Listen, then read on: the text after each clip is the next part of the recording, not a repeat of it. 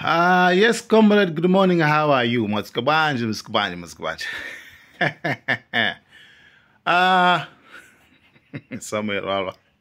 Samuel Rara. I would congratulations kwambiri kwa ministers ameneni tumwasankhidwa mu cabinet.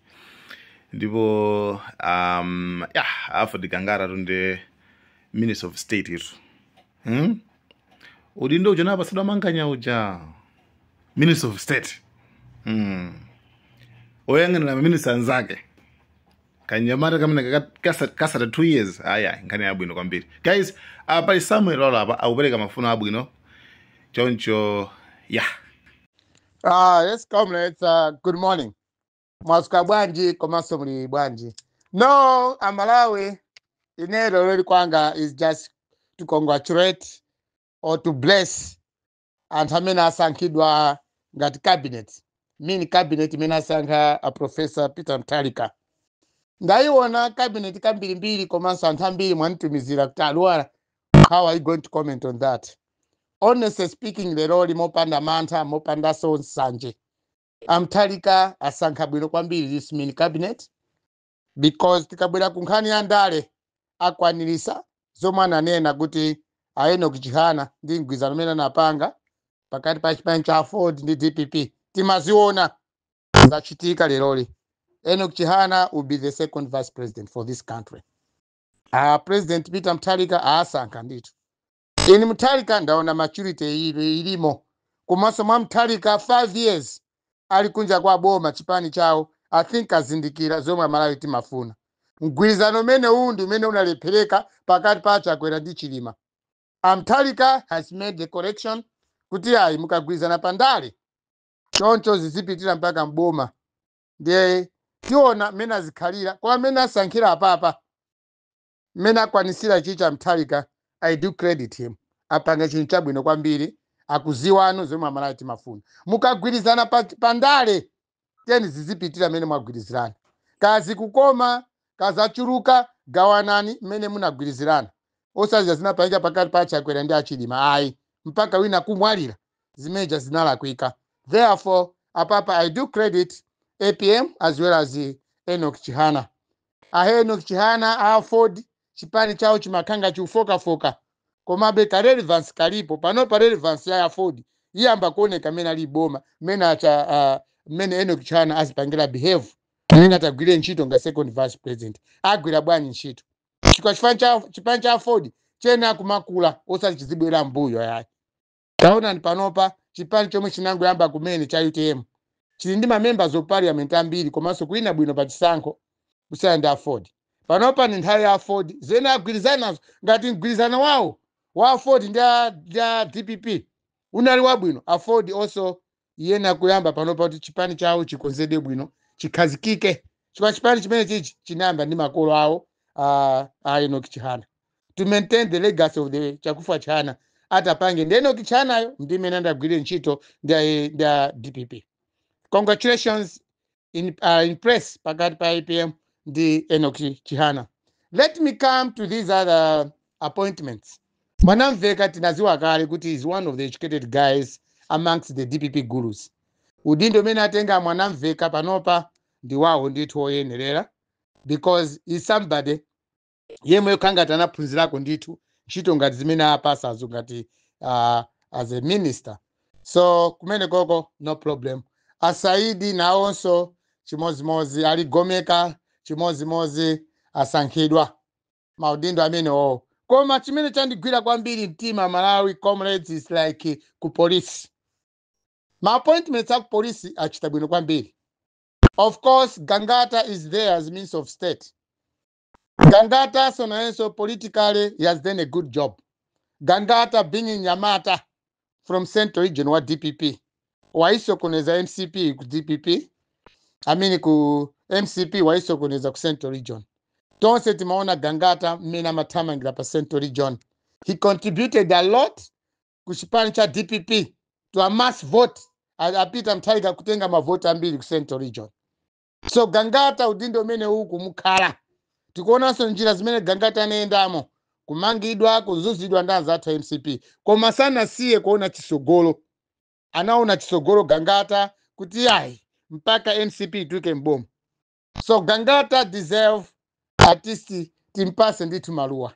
Wapanga bwino kwambiri komanso APM akuona anthu amene amathandiza pa campaign. Sio chimavuta kuchipani china chilichonse kumalawi kunoko. Ndikusaona anthu omwe amagwira ntchito kulimbikira kuzipani kuli chipani cha Chikwere. Na zimene zimapanga ku MCP. Muzipani zomwina muzilimo khadwe mene lero lilimo. Anthu amene amalimbikira kugwira ntchito ya chipani samapasidwa maulemu ena apa derayi. Panopa I'm very happy Gangata kuti uyo Gangata amtenga kukhala Minister of State. Sana lakwisa hai. The guy is a hard worker. The mfano oti amathamanga ngono wanga waine cousin wanga waineyo is the best friend to Gangata. Gangata is a hard worker. A young businessman, komaso very hard worker with that courage. Komationa amene atagwirire ntchito. So on top of Gangata being on top of things, kukanga ati Minister of State. Tikatione ku polisi kusopana. Ku polisi kuku as Minister of State. Ku polisi kuku. Anthu oti Gangata agwira nawo bwino ntchito kwambiri professional. Kuli Luhanga is our friend. Luhanga tonse tikuza bwino school mene anaphunzirira ndi munthu ophunzira bwino ku polisi. And Luhanga mwina kanakhala Inspector General of Police kalekale. Koma because of tribal politics anzathu kumbuyoko sizinaende ayi. Panopa I'm happy kuti Luhanga amaliza ntchito yake ya polisi ngati Inspector General. Ndi munthu oziwa polisi komanso munthu odeka. Munthu omvesa bwino munthu oti anawo am class. He's got papers. Yabwino anapita ku school. So masiku ano ntchito ndi mmene ziko lilili panopa kumafuna munthu ukhalepo ndi ka school kazikhalapo ndithu. You should have ka school pang'ono. Usamangoti ayi ukusankhidwa president akakupasa ntchito school mulibe ndi zimene taona kumbuyoko anthu amangoba ndalama amene akufunira. Office so saoneka bwino even kusamala ma office aboma olo kupenta school ma office aboma olo kuzala maruwa pa office zinatha. Chifukwa ti anthu ena amene amasankhidwa kukhala maudindo akulu samasamala malo saziwa chitukuko. Koma police under Luhanga I think 5 years hii kuzafika 2030 polisi yathu isinthako. Majombo ungambirwa oti jombo paka kupanga zikanga mpaka kuika kutayala galimoto. I think zichepa ku polisi. A polisi athu akhala smart. Komanso anzathu a polisi okhala pa misewu azikhala ndi discipline. Azivesesa chifukwa chani munthu mwina sana konze galimoto kuti yikhale roadworthy. Azimvesesa. Chifukwa polisi akumalawi wambiri samamvesesa. Galimoto matayala atha saziwa munthu chamene akuvutikira. Kuti apeze ndalama agule matayala. Pamsewu pakhala discipline. Luhanga ayesesa ndithu kuti polisi yathu paliponse izigwira ntchito professional. Munthu akakhala kuti walakwa mwangozi mwina wapaka mistake. A polisi azivesesa chifukwa chani munthu uyu walakwisa chamwakuti. Chifukwa palibe munthu amene amabadwa kuti basa akokhala munthu okuba kapena munthu olakwa ayi. Pamakhala vuto lina lake limene timakumana nalo pa dziko lapansi pano kuti munthu upange mlandu. So a polisi azivesesa kodi munthu uyu walakwa chifukwa chani amafuna chani. Koma sangoti munthu pang'ono wangolakwa basi tena mange na mene yoyo waba parantena amaba amasowa pogwira. Boma sili napangire zinthu zabwino kuti akhazikike pa moyo wawo ndamene akuba. Mukati mpite ku prison kuko kula anthu ambiri anzeru kuwafunsa bwino achimwene bwanji munamangidwa ati amwene kuimba kunalibe chiti chonse. Ndinayesesa kufuna magani sinapeze magani. Basi kena kunangochola nangozula kachinangwa pena pake. So the police must be understanding before they make an arrest. Before they commit themselves kumtenga mundu yapita naye ku court. Pamakhala milandu ina yongofuna kungokambirana. Kodi amwene mwabankhuku chifukwa chani? Akuza chifukwa munthu uchi. Chimozi pansewu. Achimwene COF yanu inatha papa. Bwanji zavuta. Munthu chamufuseni bwino mumpase nthawi. Achimwene gamoto yani imene ili apapa is not roadworthy. Musonkho mkulephera upereka koma muli ndi mavuto inde. Bwanji tikupaseni masiku okwana 10 kapena tikupaseni mwezi mukakonze zimene zizi.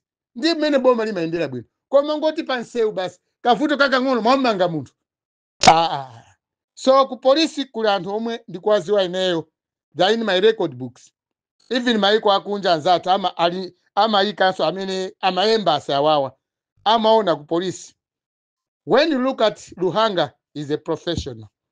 anaphunzira bwinobwino komanso anaphunzira ntchito za upolisi. Aliyense kumala kuno mene angoti Luhanga tonse tasangalala. Sitikapenda tasangalala choti Luhanga machoka kumpoto. Ayi. Koma professionally, Luhanga is good. Police yisintha. Let me look at the Director of Operations, Sten Chaima, my friend. Ineo Sten Chaima, I know him. He's a hard worker. Anamba ntchito ku polisi with a low grade. Wakwera pa ntchito. Uku ntchito yake ya upolisi kuyenda komanso kumapita ku school kumakaphunzira munthu ali pa ntchito. Mpaka kukhoza mayeso.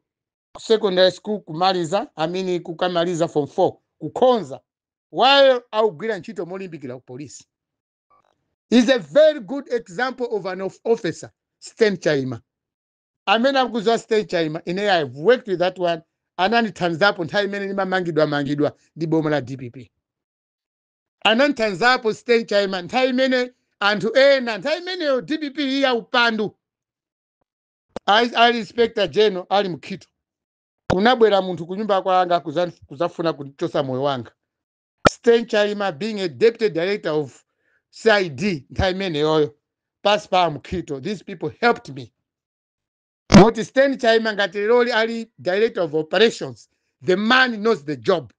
He did a good job in this Sten Chaima. Mpaka munthu amene amafuna alipange chiwembuyo tinamugwira. So Sten Chaima is very good for that position. I respect him.